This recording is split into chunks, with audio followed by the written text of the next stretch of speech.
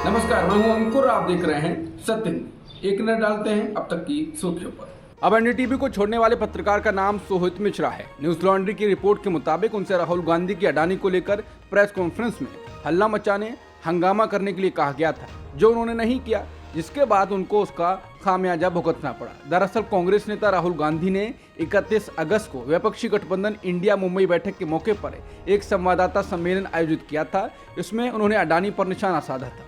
इस press conference के लिए राष्ट्रीय और क्षेत्रीय दोनों प्रकाशकों के लगभग 300 मीडिया कर्मी पहुंचे थे।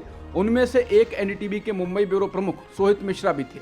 रिपोर्ट के मुताबिक कार्यक्रम से कुछ घंटे पहले मिश्रा को चैनल के प्रधान संपादक ने कथित तौर पर राहुल गांधी की प्रेस कॉन्फ्रेंस को बाधित करने, हंगामा पैदा करने और कहानी बदलने के लिए कहा था, ताकि मुद्दा बदल जाए। न्यूज लॉन्ड्री ने यह खबर सूत्रों के जरिए छापी है। कहा जा रहा है कि 16 सवाल सोहित मिश्रा को भेजे गए थे। हालांकि इसमें अभी ना तो सोहित मिश्रा ने कुछ बयान दिया है और ना ही एनडीटीवी के प्रधान संपादक संजय पुगलिया ने, लेकिन उनके जवाबों का सबको इंतजार है।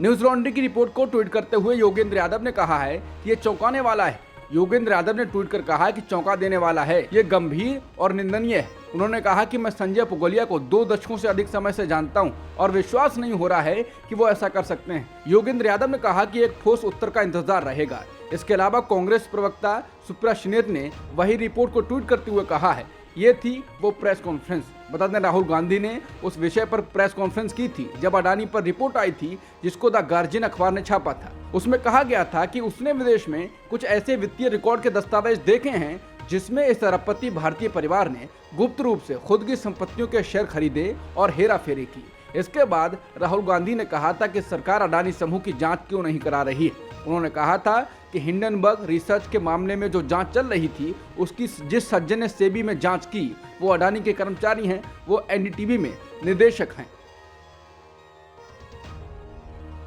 कांग्रेस ने भी अडानी और एनडीटीवी के मामले में एक वीडियो ट्वीट किया है। इसमें कहा जा रहा है कि अडानी के चैनल से आया राहुल गांधी के प्रेस कॉन्फ्रेंस में हंगामा करने का आदेश रिपोर्टर ने नहीं कहा और इस्तीफा देना पड़ा। कांग्रेस ने कहा है, यह है गोदी मीडिया का सच। अब मोदी जी अपने मित्र अडानी के माध्यम से मीडिया मैनेज कर रहे हैं।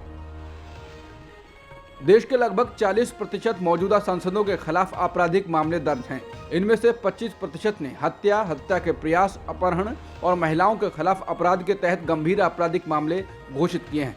चुनाव अधिकार निकाय एडीआर ने यह जानकारी दी है। रिपोर्ट में बताया गया है कि 385 में से 139 सांसद बीजेपी के हैं, जिन पर आपराधिक मामले दर्ज हैं। वहीं कांग्रेस में 43 सांसदों पर क्रिमिनल केस है। टीएमसी के 14 सांसदों पर ऐसे मामले दर्ज हैं। आरजेडी के 5 सांसदों और ऐसे ही अन्य पार्टियों पर भी मामले बताए गए हैं।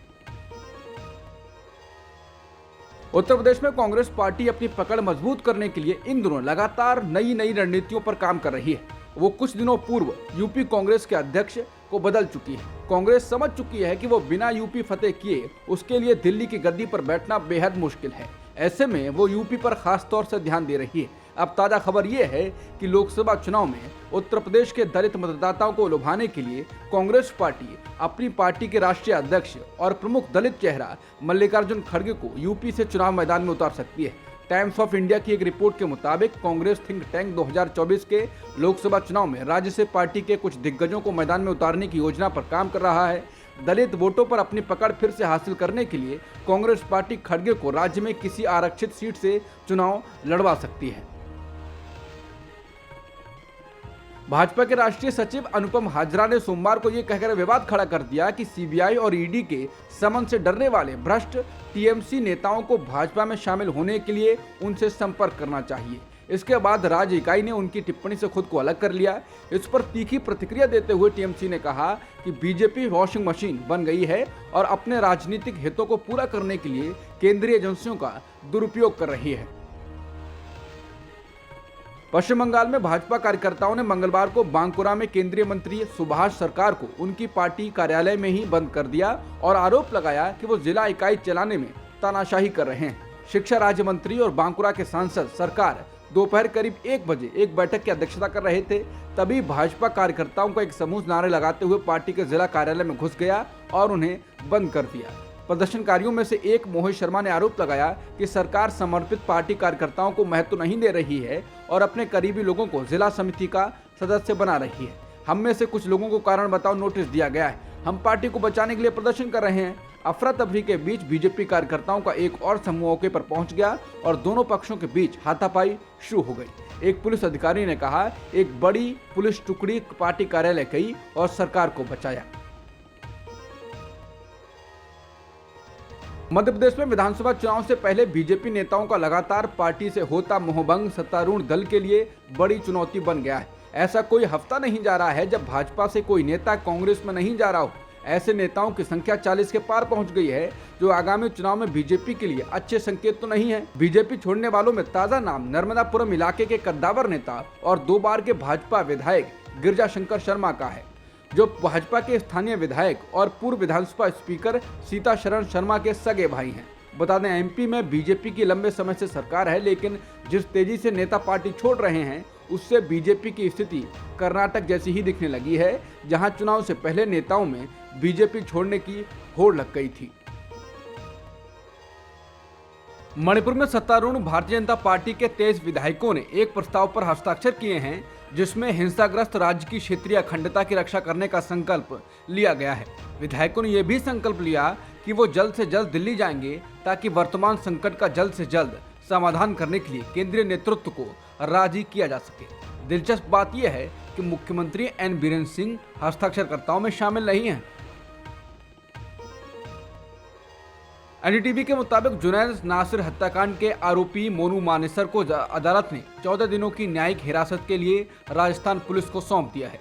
आज हरियाणा पुलिस ने मोनू मानेसर को हिरासत में ले लिया था, जिसके बाद उसे कोर्ट में पेश किया गया।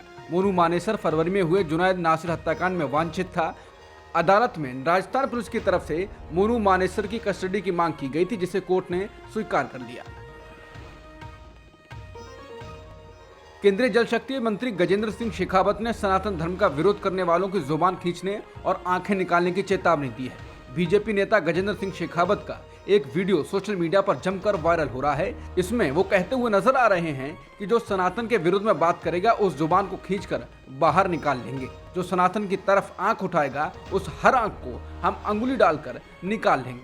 शेखावत का यह बयान तब आया है जब सनातन धर्म पर डीएमके नेताओं के बयान आए हैं। उदयनिधि स्टालिन ने कुछ दिनों पहले एक बयान में कहा था कि सनातन धर्म लोगों को जाति और धर्म के नाम पर विभाजित करता है और इसे खत्म करने की जरूरत है। बाद में 2 और नेताओं के बयान भी आए।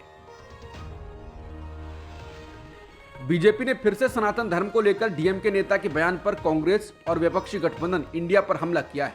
बीजेपी नेता रविशंकर प्रसाद ने आरोप लगाया कि सनातन धर्म का विरोध इंडिया गठबंधन का संकल्प है। उन्होंने सवाल किया कि रोज सनातन धर्म का अपमान हो रहा है। इस पर कांग्रेस नेता सोनिया गांधी, राहुल गांधी और प्रियंका गांधी जवाब क्यों नहीं दे रही हैं?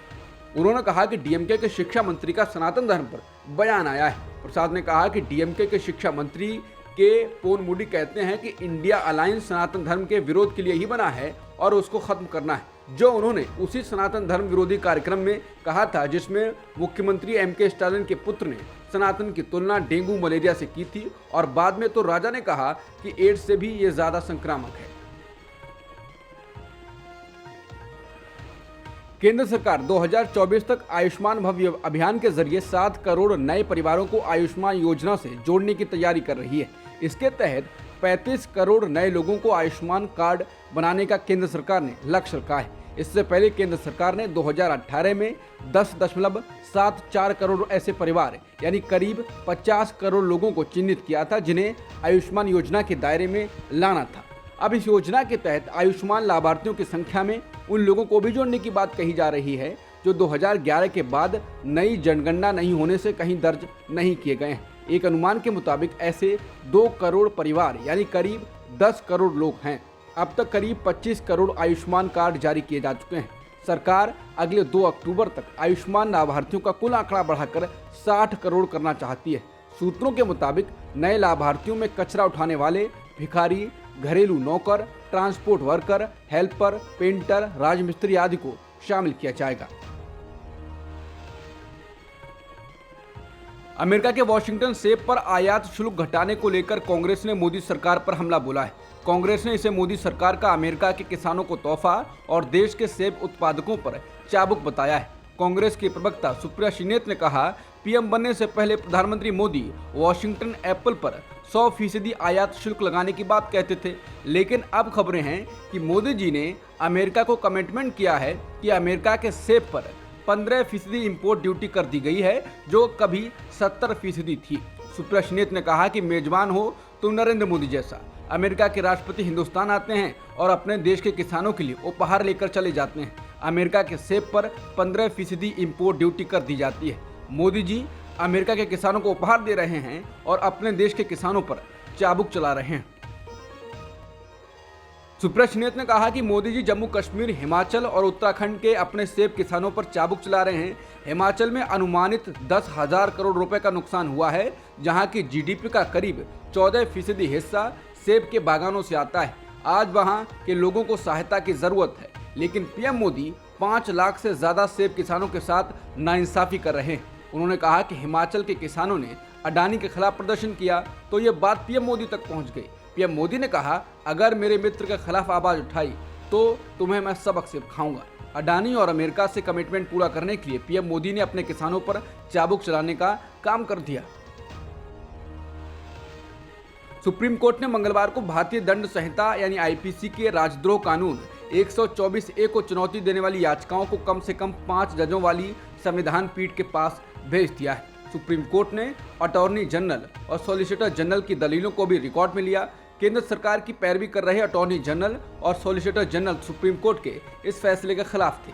उनका कहना है कि मामले को 5 जजों की पीठ के पास भेजना ठीक नहीं है, क्योंकि संसद इस कानून को हटाने की प्रक्रिया में है। अब तक की सुर्खियों में इतना ही। बाकी खबरों के लिए बने रहिए सत्यहिंदी.com के साथ।